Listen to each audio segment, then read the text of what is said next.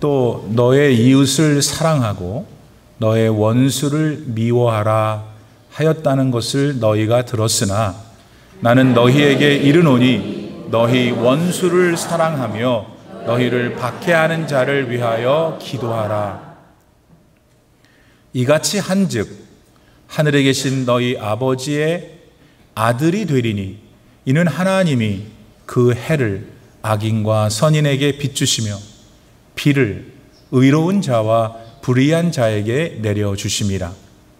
너희가 너희를 사랑하는 자를 사랑하면 무슨 상이 있으리요? 세리도 이같이 아니하느냐? 또 너희가 너희 형제에게만 무난하면 남보다 더하는 것이 무엇이냐? 이방인들도 이같이 아니하느냐? 그러므로 하늘에 계신 너희 아버지의 온전하심과 같이 너희도 온전하라. 아멘. 하나님의 말씀입니다. 할렐루야. 아멘. 오늘 본문 말씀 모두 6개의 절로 되어 있는데 6개의 절들 중에서 아무래도 귀에 제일 확 들어오는 게 뭐예요? 아마 44절에 너희 원수를 사랑하며 일 겁니다. 왜 그럴까요? 아마도 가장 큰 이유는 그 말씀이 너무 말이 안 되는 것이기 때문이겠죠? 원수를 사랑하라고? 정말? 그게 정말 가능한 일인가? 하는 거센 저항이 본능적으로 우리 안에서 솟아오르기 때문일 겁니다. 실제로 우리는 우리의 기억 속에 잊지 못할 원수 같은 존재들이 있을 수 있습니다. 그들이 우리의 원수가 된 건 어떤 일로 인해 우리에게 씻기 어려운 상처를 주었기 때문입니다. 따라서 그들을 미워하고 욕해 주라고 하면은 전혀 힘들지 않을 감정입니다. 하지만 그런 원수들을 사랑하라고 한다면 그건 생각해 볼 필요도 없어요. 그저 막 화가 치밀어 오르기 때문이죠. 왜 그러는지 논리적으로는 모릅니다. 그냥 피가 거꾸로 솟아오를 뿐입니다. 그 원수가 미워서 죽을 지경입니다. 정말 꼴도 보고 싶지 않아서 몸을 어떻게 그냥 가만히 둘 수 없게까지 되지요. 그런데 예수님께서 그런 죽이고 싶은 원수를 사랑하라고 하시니 이거 뭐지? 하는 반감이 불쑥 올라오는 겁니다. 아무리 예수님이시라도 그렇지 어떻게 그렇게 말도 안 되는 일을 하라고 하시는 거야 하며 깊은 내면에서의 씩씩거림을 감추지 못하는 겁니다. 그러나 그럼에도 불구하고 우리 예수님은 원수를 사랑하라고 하시고 우리는 절대로 그럴 수 없다고 하니 여러분 이 일을 어쩌면 좋지요?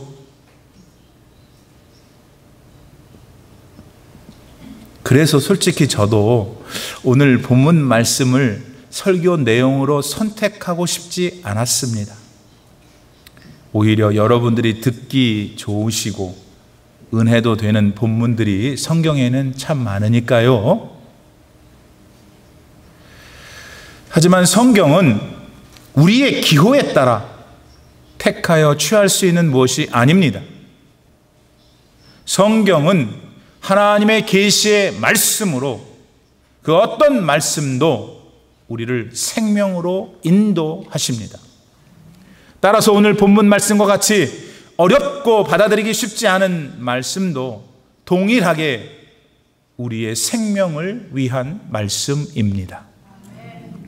그러므로 우리는 쉽지 않겠지만은 성령님의 도우심을 받으며 원수를 사랑하거라 하시는 예수님의 진심을 바르게 깨달을 수 있어야 합니다.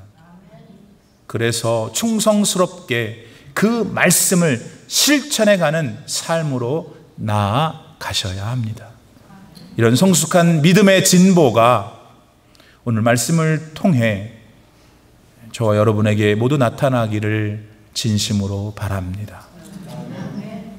근데 여러분, 우선 원수를 사랑하라는 말씀은 도대체 어떤 상황 속에서 주신 말씀이었죠? 무슨 상황이 있었을 거 아니에요? 그거는 2000년 전 예수님께서 이 세상에 오셔서 만났던 여러 유대인들한테 하신 말씀이었습니다. 특별히 그 말씀을 당시 유대 종교 지도자들에게도 하셨는데요. 그거는 실제로 그들이 백성들한테 하나님이 모세에게 주셨던 율법을 가르치고 있었기 때문입니다. 원수를 사랑하라와 연관된 내용이 바로 그 율법에 들어 있었으니까요. 근데 그들이 백성들한테 가르치는 율법의 내용이 그 율법을 주신 하나님의 마음에서 너무 멀어진 것이어서 바르게 가르쳐 주시고 싶은 마음 때문에 예수님이 이렇게 말씀하셨던 겁니다. 이제 우리가 그것을 알게 됐어요. 그리고 예수님께서 그렇게 말씀하실 수밖에 없었던 결정적인 이유가 바로 오늘 본문 43절 말씀에 나오죠. 왜 이 말씀이 그 이유가 되는 걸까요? 우선 43절 말씀을 제가 읽어 드릴게요. 또 너의 이웃을 사랑하고 너의 원수를 미워하라 하였다 하는 것을 너희가 들었으나 라고 예수님 말씀하신 거예요. 그 당시 예수님은 서기관들과 바리새인들이 유대 백성들한테 이웃을 사랑하고 원수를 미워하라고 가르치는 것을 보셨습니다. 때문에 그런 것을 유대 백성들이 들었다라고 지금 예수님이 말씀하시는 거죠. 보셨으니까. 근데 왜 그렇게 가르친 것이 예수님께는 큰 문제가 되었던 걸까요? 그건 그 가르침이 본래 하나님께서 주신 말씀과 너무 달랐기 때문입니다. 그럼 하나님께서 모세한테 주셨던 율법의 내용은 무엇이었나요? 그건 레위기서 19장 18절 말씀에 나옵니다. 그걸 제가 읽어드리죠. 그 말씀은 원수를 갚지 말며 동포를 원망하지 말고 너의 이웃 사랑하기를 네 자신과 같이 사랑하라. 나는 여호와이니라. 이게 원 말씀이었어요. 그러니까 본래 주신 율법은 원수를 갚지 말라 하셨습니다. 또 이웃을 사랑하되 네 자신을 사랑하는 것처럼 사랑하라고 하셨죠. 근데 예수님 당시의 종교 지도자들은 이 레위기 말씀에서 네 자신과 같이는 쏙 빼고 원수를 미워하라는 말은 슬쩍 집어넣은 겁니다. 게다가 원수조차 하나님께서는 이웃으로 포함하기를 원하셨는데 당시의 종교 지도자들은 그게 아니었죠. 오히려 자기들이 스스로 규정한 사람들만 이웃으로 결정을 해버렸어요. 피도 눈물도 없이 아주 비정하게 말이죠. 그 결과 창기, 세리, 가난하고 병든 사람, 그렇게 사회적으로 약한 사람들은 다 그들의 이웃에서 제외되었습니다. 오직 그들의 이웃은 누구냐? 그들과 같은 동류, 같은 수준의 사람들만으로 제한되었던 겁니다. 그러니까 실제로 하나님께서 원하시는 이웃의 범위가 사람들의 조작으로 아주 협소해진 거죠. 그러니까 예수님이 보실 때에 그건 너무나도 마음이 아프신 일이었습니다. 게다가 2000년이 지난 오늘 많은 그리스도인들조차도 원수 사랑하는 거 불가능합니다 라는 태도를 대체적으로 보이고 있으니 주님의 마음은 지금 매우 고통스러우신 겁니다. 그렇다면 우리는 이 참 난처한 문제를 어떻게 접근해서 새로운 자리로 나아가야 할 것인가요?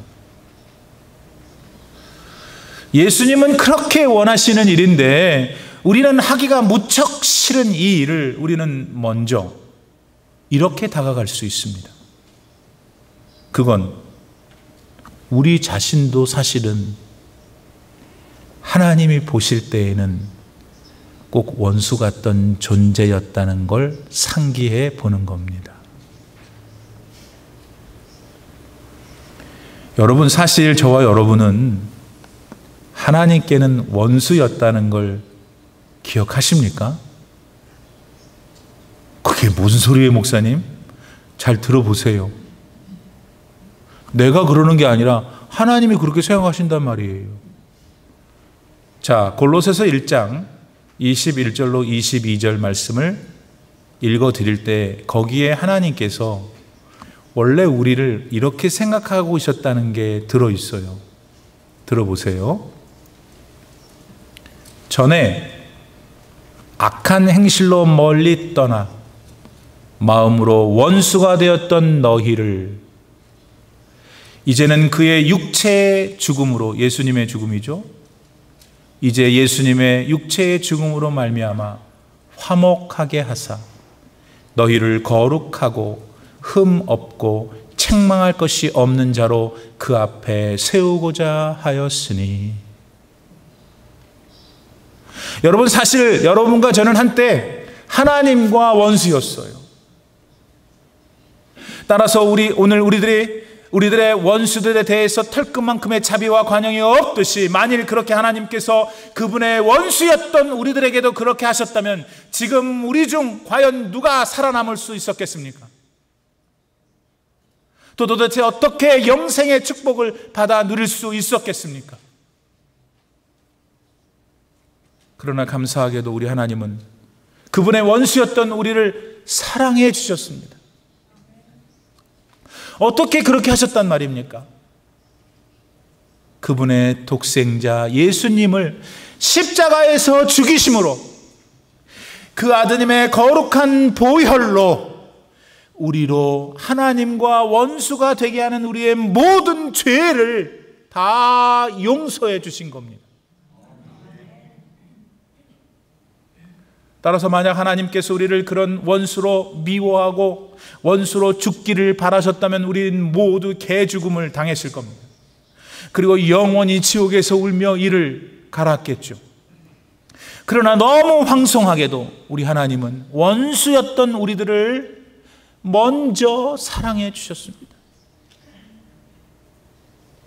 그 결과 우리는 우리가 지은 모든 죄의 대가를 대신 치러주신 예수님을 만나게 되었죠. 그래서 지금 우리는 이렇게 자유한 겁니다. 여러분, 얼마나 지금 자유한지 모르세요. 문제도 있고 고통도 있고 괴로움도 있지만 여러분, 우리는 근원적으로 자유해요. 아멘 있습니까? 우리는 너무나 많은 축복을 누리고 살고 있습니다. 그리고 이 자유와 축복은 이 땅에서의 80-90년뿐만 아니라 그 후 하나님의 나라에서 영원토록 누리게 될 것입니다. 그러므로 여러분, 여기서 우리가 다시 살펴봐야 할 예수님의 말씀은 45절 말씀 중에 너희 아버지의 아들이 되리니 라는 말씀입니다. 원수를 사랑하면 너는 너희 아버지의 아들이 될 것이다 라는 말씀이라. 여러분, 이 말씀을 하시는 예수님의 마음은 이거예요.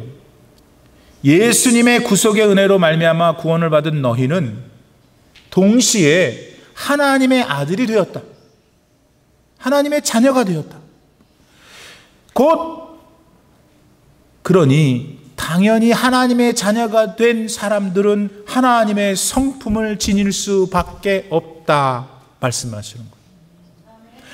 여러분, 자식이 그 부모를 닮는다는 걸 여러분 가운데 모르는 분이 누구세요? 그런 너무 분명한 사실을 부인할 수 있는 분이 또 도대체 여러분 가운데 누구세요? 없어. 왜? 자식이 부모를 닮는 것은 동서고금을 막론하고 팩트거든. 바로 이 지점에서 예수님은 우리에게 말씀하시는 거예요. 지금 너는 바로 하나님의 아들이다. 그분의 자녀인 것이다. 그러므로 하나님을 닮은 성품이 반드시 너에게 있을 수밖에 없지. 그리고 그 성품 가운데 하나는 많은 사람들이 불가능하다고 말하는 원수도 사랑할 수 있는 그 초자연적인 힘, 그게 너 안에 있다 하는 것입니다. 여러분, 사실 원수 사랑은 거의 불가능해 라고 전제하는 우리들이지만 솔직히 현실에서 그 원수 사랑을 실제로 이루는 사람들을 봤어요, 안 봤어요? 들었어요, 안 들었어요? 알고 있잖아요. 그렇기 때문에 우리들 마음 한켠에서는 어쩌면 어떻게 원수를 사랑해? 하는 마음이 어떤 핑계에 불과할 수 있겠다는 생각도 듭니다. 어떠세요, 여러분? 지난 1660년 네덜란드의 작가 브레히트라는 사람이, 영어로는 Martyr Mirror, 순교자의 거울이라는 책을 썼는데 그 책 안엔 다음과 같은 감동적인 이야기가 기록되어 있습니다. 더크라는 사람이 매우 신실한 그리스도인이었는데 이 사람이 그의 신앙 때문에 박해를 받아서 감옥에 갇히게 돼요. 근데 구사일생으로 감옥을 빠져나오게 되었고 더크는 막 도망하는데 가다가 얼어붙은 호수를 만나게 돼요. 더크는 그 호수를 만나자 뭐 여러 생각할 겨를이 없었어. 왜? 자기를 계속 쫓아오고 있는 한 병사 때문에 그랬죠. 그래서 더크는 눈으로 덮인 호수 위를 막 달리듯 무작정 걷고 또 걸어갔습니다. 근데 호수가 아직 다 완전히 꽝꽝 안 얼었는지 그냥 그 발걸음이 지나갈 때마다 우지직 우지직 그러는 거야. 그때 그를 따라오던 병사가 그에게 바짝 달라붙었습니다. 이제 조금만 지체하면 막 붙잡힐 거리에 있어. 그런데 그 순간 갑자기 쫓아오던 병사가 깨진 호수 안으로 쑥 빨려 들어가는 겁니다. 조금만 더 두면 그는 그 물속에서 죽을 것이었어요. 이제 그를 구할 수 있는 사람은 오직 더 그뿐이었죠. 그러나 그 병사는 더크한테는 누구예요? 원수였어요. 그러므로 이제 더크는 어떻게 해야 됩니까? 만약 여러분이 더크라면 여러분은 어떻게 하시겠습니까? 잠시 망설임 끝에 더크는 오던 길을 되돌아가 그 병사를 구해줍니다. 자신도 그 병사처럼 빠질지도 모를 그 살얼음판을 다시 돌아가 그 죽어가던 원수 병사를 살려낸 겁니다. 하지만 배은망덕하게도 더크로 인해 목숨을 건진 그 병사는 결국 더크를 붙잡아 가서 더크는 화형을 당해 순교했습니다. 기록에 따르면 화형 중에 바람이 하도 세게 불어가지고 이 불이, 사람을 태우는 불이 고르지가 않으니까 더 오래, 더 고통 중에 더크는 세상을 떠났다고 합니다. 사랑하는 여러분, 이 이야기를 듣는 대다수의 사람들은 더크를 두고 바보라고 할 겁니다. 하지만 더 그는 예수님의 사랑을 체험하여 구원을 받았던 하나님의 자녀였습니다. 그렇기 때문에 그는 하나님의 성품을 지녔었죠. 그렇게 하나님의 자녀로서 하나님의 성품을 가졌던 더 그는 보통의 사람들과는 다른 하나님의 자녀로서의 위치에 걸맞는 행동을 하기에 이른 겁니다. 여러분, 제자들이 어느 날 예수님께 오더니 예수님, 우리한테도 기도를 가르쳐 주세요 했습니다. 예수님의 12 제자들이. 그랬더니 예수님이 어떻게 하셨습니까? 예수님은 그들한테 우리가 지금 잘 알고 있는 주기도문을 가르쳐 주셨잖아요. 그렇죠? 근데 여러분, 그 주기도문은 어떻게 시작하죠? 해보세요. 시작. 너무 잘해, 너무 잘해. 하늘에 계신 우리 아버지요. 여러분, 결코 우리 하나님은 땅에 계신 아버지가 아닙니다. 하늘에 계신 아버지이시죠. 여러분, 만일 우리가 이 땅의 가치와 이 땅의 기준으로만 산다면 원수를 사랑하고 박해하는 자를 위하여 기도하는 것은 절대로 불가능한 일입니다. 그러나 여러분과 저는 구원을 받은 하나님의 자녀입니다. 하나님을 닮은 사람들인 것이죠. 때문에 우리들도 원수를 사랑할 수 있는 경지에 이를 수 있습니다. 우리를 박해하는 사람들을 위해 기도할 수도 있게 되고요.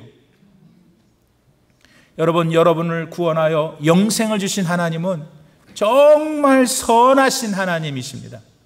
정말 그 마음이 너무 따뜻한 자비의 하나님이심을 잊지 마세요. 여러분, 아브라함의 첩이었던 하갈과 아브라함 사이에서 낳았던 이스마엘을 기억하시죠? 당시 아브라함과 그의 정부인이었던 사라는 하나님께 한 가지 약속을 받아들고 있었어요. 아들을 곧 낳을 것이라는. 근데 그 두 내외는 그 약속을 기다리지 못해요. 그래서 첩을 들여가지고 아들을 얻게 되고, 곧 하나님이 약속하신 아들이 아니라 본인들의 의지로 만든 아들을 얻게 됐죠. 하지만 하나님은 그 이스마엘이 아닌 후에 아브라함과 사라 사이에서 태어난 이삭을 통해 인류 구원 계획을 계속 이루어 가십니다. 말하자면 이삭의 후손으로 우리 구주 예수님이 세상에 태어나시잖아요. 자, 그러면은 아브라함과 사라의 불신으로 태어난 그 이스마엘은 하나님이 어떻게 하셔야 맞을까요? 아니, 본인이 말씀하신 방법이 아닌 방법으로 태어났으니까 그는 무시당해도 어쩔 수 없는 운명이죠. 때문에 이스마엘이 아무런 존재도 아닌 채 그냥 버림받아도 누구 하나 뭐라고 할 사람이 없는 상황이었단 말이에요. 그런데 아세요? 우리 하나님은 이스마엘을 그렇게 대우하지 않으셨어요. 비록 그가 하나님의 뜻 가운데 태어난 자가 아니었지만 하나님은 그를 불쌍히 여기셔서 별도의 축복을 내려주세요. 그의 자손들도 많은 복을 받게 하셨던 거죠. 여러분, 오늘날 아랍 민족의 조상이 누구예요? 이 사람 이스마엘이잖아요. 그 많은 아랍 사람들이 사막에 살아도 아이고 어떡하나 저것들, 여러분이나 걱정하세요. 그 밑에, 그 사막 밑에 검은 금덩어리를 하나님이 딱 주셔서 오늘까지 저렇게 잘 먹고 잘 살잖아요. 여러분, 이제 하나님의 크신 사랑을 느끼실 수 있겠어요? 바로 그 사랑을 저와 여러분이 예수님에게 받은 겁니다.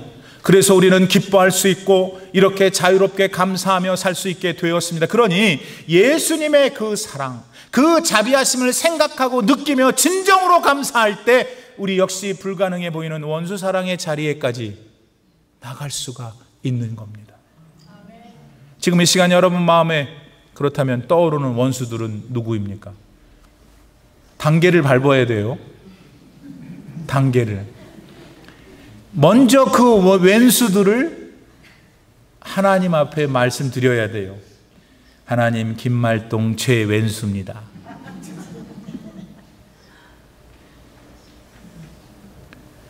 그렇게 먼저 여러분이 그동안 전혀 해보지 않았던 믿음의 행동들을 취해 보십시오. 그러면 여러분에게는 뭐가 오냐? 더 큰 자유, 더 큰 기쁨, 더 큰 감사가 넘치게 되어 있어요. 그 원수들을 믿음으로 하나님의 손에 먼저 맡길 때 하나님이 처리해 주실 겁니다.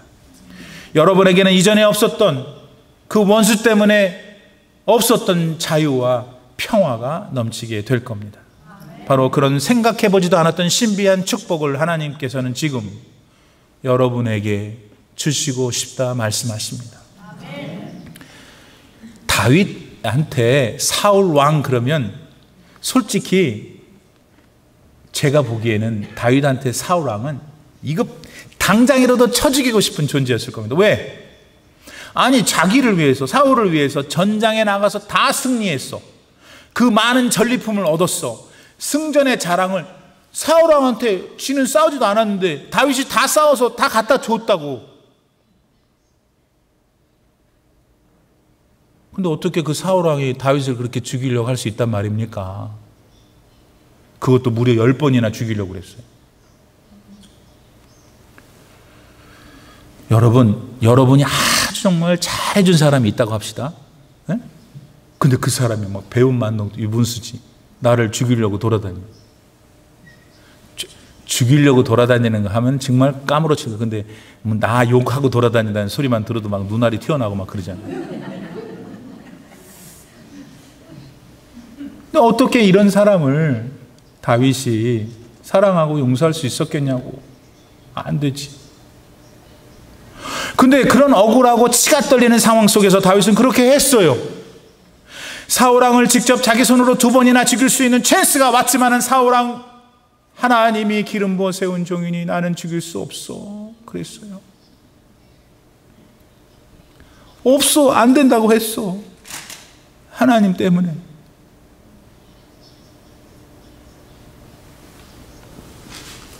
그렇게 다윗은 원수를 사랑함으로 오늘 본문 47절에 나오는 예수님의 말씀, 네가 남보다 더 하는 게 뭐냐라고 물으시는 그 질문에 저는 그렇게 했어요 말씀한 거예요. 또 본문 48절 말씀에서 예수님이 명한 대로 너희는 하나님 아버지를 닮아 온전하려고 최선을 다해라 할 때 다윗은 저는 그렇게 최선을 다했다고 말했던 것입니다. 여러분, 사울왕과 같은 원수를 사랑하며 그를 위해 기도했던 다윗을 하나님이 어떻게 하셨을까요? 나중에 궁금하죠. 하나님의 손으로 다윗은 이스라엘의 기념비적인 왕이 됩니다. 지금도 이스라엘 사람들은 다윗 그러면 끔뻑 죽어요. 그래서 예루살렘에 가면은 다윗 성도 하나 있잖아요. 아니 지금 이스라엘의 국기가 다윗 국기 아닙니까? 다윗 그러면 뭐 안 되면 유대인들 만나면 I love 다윗 그러면 다 끝나요. 그러한 위대한 사람으로 하나님이 역사 속에서 만들어 놓으셨어요. 반면에 사울왕은 잘 들으세요. 자기 시신이 이스라엘도 아니고 자기 다른 나라 블레셋이죠. 이방 나라 성벽에 걸레처럼 걸리는 비참한 최후를 맞게 됩니다. 그렇게 하신 하나님이 우리 하나님이십니다. 그리고 그 하나님은 지금 우리 이 시간 우리의 예배를 받고 계시는 살아계신 하나님이십니다. 그러므로 사랑하는 성도 여러분, 이제 우리는 어떻게 해야 합니까? 원수를 사랑하고 핍박하는 자를 위하여 기도하라는 주님의 말씀을 적어도 오늘부터는 외면해서는 안 됩니다. 그 말씀을 용기 있게 받아들이며 성령님께 도움을 구해야 합니다. 우리도 원수를 사랑하며 핍박하는 자들을 위해 기도할 수 있는 성숙한 자녀가 되게 도와주세요 라고 말입니다. 그 기도 가운데 예수님 안에서 비춰지는 하나님의 사랑을 언제나 기억하십시오. 여러분, 하나님 사랑을 어떻게 알 수 있냐면 예수님 보면 알아요. 예수님의 하신 모든 삶의 모습, 그 거울을 보고 그 거울에 나타난 거울의 사랑이 항상 시간 이후로 여러분의 인생을 이끄는 삶의 원리가 되게 하십시오. 그럴 때 여러분 어떤 변화가 생기냐? 여러분 인생은 지금까지 달라요. 더 성숙하고 더 신나고 더 왜? 하나님께 사랑받고 인정받는 걸 느끼기 때문에 그런 복된 인생이 꼭 되시기를 축복합니다.